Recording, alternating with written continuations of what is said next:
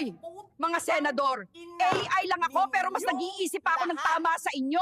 Maawa naman kayo sa mga kapwa yung Pilipino. Kami ang pagsilbihan nyo, wag ang mga politiko. Bato at Robin, umayos kayo. Lalo ka na, Cheese. So yun na nga guys, isinauli ng Senado sa House of Representatives. Pero sabi ni House Speaker Martin Romualdez, we don't back down. Perfect. Di ba?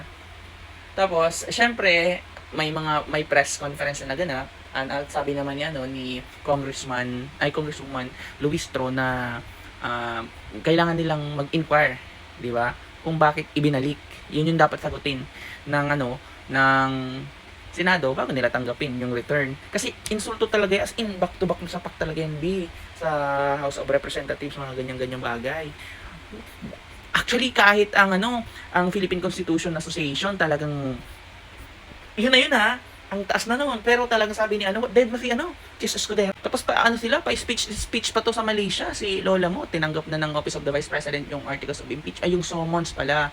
So, nag-start na yata or bilang 10 days para sumagot sila. Siyempre, dapat mag-start na yan. Tapos 5 days naman para maglatag ng depensa yung yung House prosecutors, di ba?